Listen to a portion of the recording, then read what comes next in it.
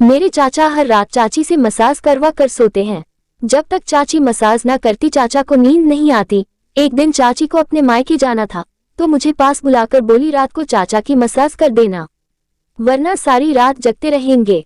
रात हुई तो मैं चाचा को मसाज करने चली गई। अभी 15 मिनट हुए थे कि मेरे होश उड़ गए। चाचा ने मेरे साथ, मेरी चाची मुझसे बोलकर गई थी कि चाचा का ख्याल रखना, और वह मुझे एक काम करने के लिए भी कह गई थी।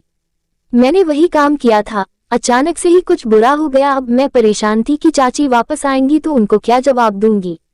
वह तो बोलेंगी कि तुझे मैंने चाचा का ख्याल रखने के लिए बोला था और तूने ये क्या कर दिया। मुझे खुद ही पता नहीं चला कि यह सब कैसे हो गया और इसमें मेरा क्या कसूर था। मेरे चाचा बड़े ही अजीब तरह के इंसान थे। वह हमेशा गुस्से में ही रहते थे। मेरी जो पहले चाची थी यानी चाचा की पहली बीवी, वह बहुत अच्छी औरत थी और उनसे मेरे चाचा को कोई औलाद नहीं हुई तो चाचा ने दूसरी शादी कर ली, लेकिन दूसरी बीवी से भी मेरे चाचा को औलाद नहीं हुई। चाचा सबको कहते कि सारी बांझ औरतें मेरी ही नसीब में लिखी हैं और मुझसे ही उनकी शादी हो जाती है। चाचा ने दूसरी बीवी को भी छोड़ दिया। वह बेचारी बड़ी अच्छी थी। उन्होंने कहा कि मुझे नहीं छोड़ना, मेरे आगे पीछे कोई नहीं है। लेकिन चाचा ने कहा कि मैं तुझे रखकर क्या करूंगा, तुझे रखने से मेरा क्या फायदा। जबकि उन्होंने उस औरत के साथ 5 साल गुजारे थे और 5 साल में ही वह इतनी ज्यादा बुद्धि लगने लगी थी। जब शादी हुई तो उस वक्त काफी खूबसूरत थी। पता नहीं मेरे चाचा औरतों के साथ क्या करते थे कि उसकी हालत ऐसी हो जाती थी।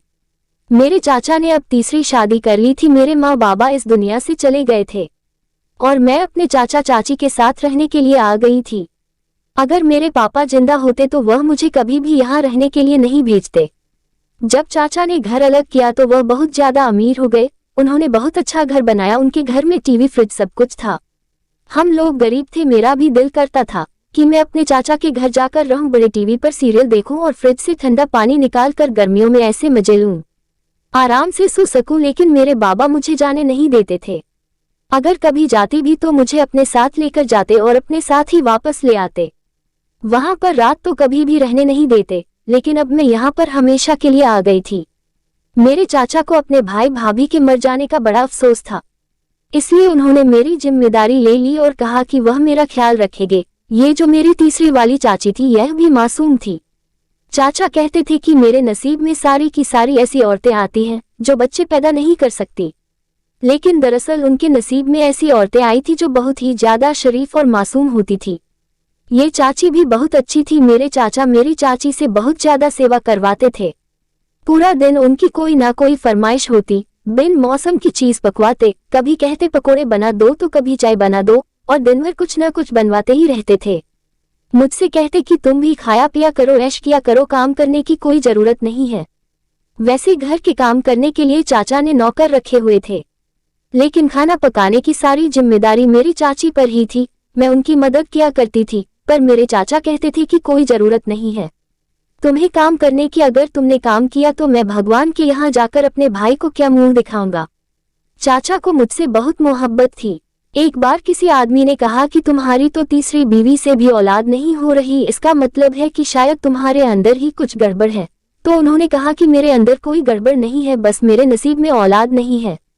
लेकिन अब मुझे औलाद नहीं चाहिए। मेरी तीसरी बीवी माँ बन सकती है। अब मैं बच्चा नहीं पैदा करना चाहता। कहाँ बुढ़ापे में बच्चा उठकर फिरूंगा। बच्चों के तो 1000 काम होते हैं। अब मेरी अपनी दवाइयाँ खाने की उम्र आ गई है। मेरा भाई दुनिया से चला गया, उसकी बेटी मेरे घर रहने आई है। बस मैं उसी को अपनी बेटी बनाकर रखूंगा और मैं इसको विदा कर दूंगा। सारे अरमान इसकी शादी पर पूरे कर लूं। मैं ये बात सुन रही थी, मुझे बड़ी खुशी हुई। मैंने कहा मेरे चाचा तो बहुत अच्छे हैं, मेरा कितना ख्याल रखते हैं, मुझे अपनी बेटी बना लिया है। मेरे चाचा मेरी चाची से बहुत ही ज्यादा काम करवाते थे। रोज रात को उनसे मसाज भी करवाते थे, जबकि यह काम बड़ा मुश्किल होता था। मेरी चाची चाचा के ऊपर खड़ी हो जाती और पैरों के साथ उनके कमर और टांगों को दबाया करती थी। उनका इतना ज्यादा वजन नहीं था, शायद वह 40 किलो की होगी। चाचा 1-2 घंटे तक चाची से मसाज करवाते रहते थी। चाचा की एक बड़ी अजीब हरकत थी, वो कभी कभी चाची को कमरे से बाहर निकाल देते थे। कहते थे कि मुझे अकेले सोने का मन है। वह खुद अपने कमरे में सोते और चाची दूसरे कमरे में सोया करती थी। मेरे लिए अलग से कमरा था, वहां पर एसबड़ी भी लगा हुआ था। मेरी जिंदगी तो अच्छी चल रही थी। मेरी चाची एक गरीब घर से थी। उनके माँ बाप ने पैसा देखकर उनकी शादी यहाँ कर दी। मेरे चाचा उन्हें अपने घर भी नहीं जाने देते थे। इस बात से चाची काफी दुखी रहती थी। एक दिन चाचा ने मुझे बताया कि उनके पापा ज्यादा बीमार है और बिस्तर पर पड़े हैं, तबीयत बहुत खराब है, लेकिन तुम्हारे चाचा जाने नहीं दे रहे। कहते हैं घर के काम जरूरी हैं, टाइम पर खाना नहीं मिलता तो मेरा मूड खराब हो जाता है। चाची मुझसे कहती थी कि अगर आदमी अच्छा हो तो गरीब आदमी से भी शादी करके औरत खुश रहती है, कम से कम उसे प्यार तो मिलता है। लेकिन ऐसे आदमी से शादी ना करें जिसके पास पैसे तो हो लेकिन वह आपका एहसास ही ना करें। मैंने कहा कि औरतें तो आजकल ऐसा नहीं सोचती, वह तो बस कहती है कि बंदा अमीर हो, चाहे जैसा भी हो। मेरी चाची ने कहा कि हाँ, काश कि मुझे पहले पता होता कि यह सब कुछ होता है, तो मैं तुम्हारे चाचा से कभी शादी नहीं करती।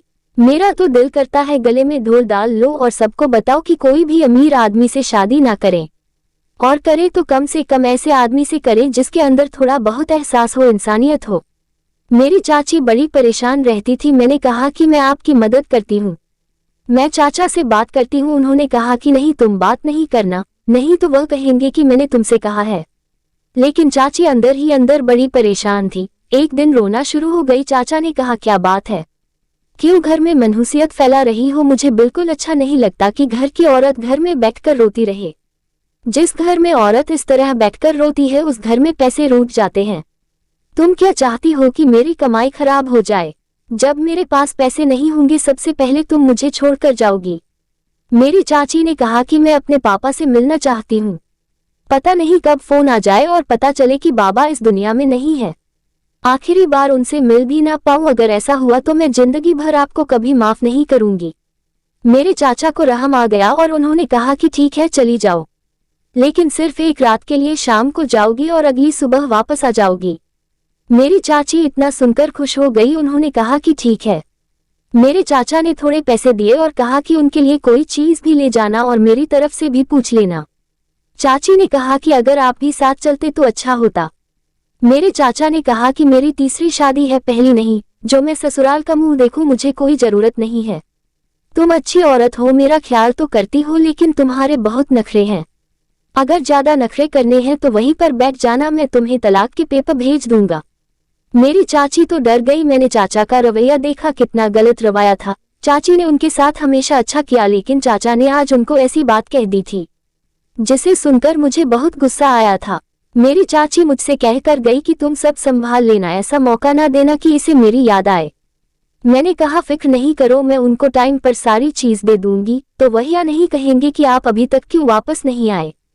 चाची ने मेरे सर पर हाथ रखा और कहा कि तुम बहुत अच्छी लड़की हो, मैं तुम्हें अपनी बेटी समझती हूँ और हमेशा समझूंगी, तुम मेरे दुख सुख समझती हो। चाची वहां से चली गई और मैं सुबह सुबह उठी। पहले मैंने चाचा को नाश्ता बना कर दिया, उसके बाद खाना बनाया, शाम को चाय के साथ भी काफी सारी चीज बनाई, लेकिन वो बिल्कुल भी खुश नहीं थे। उन्होंने कुछ नोटिस भी नहीं किया, ये भी नहीं कहा कि बहुत अच्छा बनाया है।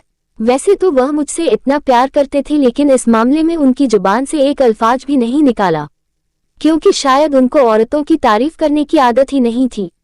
नहीं तो मेरी चाची भी बहुत अच्छा खाना बनाती थी, लेकिन उन्होंने कभी तारीफ के दो बोल नहीं बोले थे, बल्कि हमेशा ऐसा कहते थे कि इससे भी अच्छा बन जाता है अगर तुम थोड़ी मेहनत कर लेती। रात हुई तो चाचा ने मुझे आवाज दी। मेरी चाची ने मुझसे कहा था कि मसाज के बगैर तुम्हारे चाचा को नींद नहीं आती, आज ये काम तुम कर लेना। मैंने कहा था कि ठीक है, मैं कर दूंगी। जब चाचा ने मुझे आवाज दी, मैं भी कमरे में चली गई। उन्होंने कहा कि मैं मालिश करवाता हूँ, तो मुझे नींद आती है। तुम्हारी चाची चली गई है, नहीं तो ये काम उसका था। मैंने कहा कोई बात नहीं, वह तो सुबह आएंगी, मैं कर देती हूँ।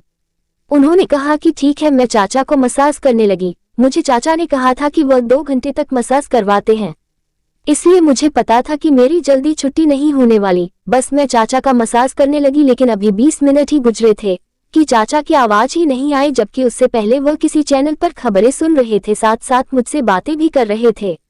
मुझे लगा सो गए। मैंने सोचा कि अगर सो गए हैं तो फिर मैं वापस अपने कमरे में चले जाती हूँ। मैं कमरे से चली गई। 20 मिनट में ही मेरी जान छूट गई। मैंने सोचा कि शायद मैंने अच्छे से मसाज की, तभी उनको नींद आ गई, शायद थके हुए थे। मैं कमरे से बाहर आई तो चाची के घर से फोन आया। पता चला कि चाची के बाबा का देहांत हो चुका है। चाची ने कहा, तुम अपने चाचा को लेकर जल्दी वहां पर पहुंच जाओ। मैं चाचा के कमरे में उनको जगाने के लिए गई। जाहिर है इतनी बड़ी बात थी, चाची के बाबा की मौत हो चुकी थी, लेकिन जब मैं चाचा को जगाने की कोशिश की तो वह उठ ही नहीं रहे थे। मैंने उनको आवाज दी, फिर उनके कंधे पर हाथ लगाया। जब मैंने उनकी तरफ गौर से देखा तो न जाने क्यों मुझे ऐसा लगा जैसे वह इस दुनिया से जा चुके हैं। लेकिन मैं पास वाली आंटी के घर चली गई, वह बहुत ही अच्छी थी। उनके परिवार से हमारे अच्छे ताल्लुक थे और उनके छोटे बच्चे थे, वह वहीं पर ही रहती थी। मैंने उनको कहा कि मेरे चाचा उठ नहीं रहे। उन्होंने भी अपने दिल पर हाथ रख लिया, कहा सब ठीक तो है घर में। उनका एक कजन आया हुआ था, उसको लेकर वह घर आई। उन्होंने चेक किया तो कहने लगी कि ये अब इस दुनिया में नहीं रहे। ये सुनकर तो मैं हैरान रह गई, मेरे पैरों तले जमीन निकल गई। मुझे इस औरत ने कहा कि उन्हें क्या खिलाया। मैंने तो कुछ नहीं खिलाया था। मैंने कहा उनको अच्छे से खाना खिलाया और मैं उनको मसाज कर रही थी। मुझे लगा सो गए हैं, लेकिन मुझे नहीं पता ये सब क्या हुआ। चाची को ये सब बात बताई, उन पर तो कयामत टूट पड़ी थी। एक तरफ उनके बाप और दूसरी तरफ पति, बड़ी ही मुश्किल हालत थी। चाची पर बड़ी ही मुश्किल आन पड़ी थी। सबसे ज्यादा तरस मुझे चाची पर ही आ रही थी। जब वह वापस आए तो उनके बाबा भी इस दुनिया से जा चुके थे और उनके पति भी इस दुनिया से जा चुके थे। चाचा को हार्ट अटैक आया था और आज इस बात को 10 दिन हो गए थे। चाचा की सारी जायदाद और पैसे मेरी चाची और मेरे नाम हो गए। अब मैं और मेरी चाची इस घर में रहते हैं। मेरी चाची ने कभी चाचा का जिक्र नहीं किया। वह कभी भी यह नहीं कहती कि मुझे उनकी याद आ रही है। याद भी कैसे आएगी, उन्होंने उनको बहुत तंग किया था। मेरी चाची की एक बहन थी जो अकेली हो गई थी, अब वह भी हमारे साथ रहती थी। उसकी और मेरी उम्र बराबर है। मुझे तो एक अच्छी सहेली मिल गई थी, उसके साथ वक्त अच्छा गुजर रहा था। हम दोनों ने पढ़ाई शुरू की।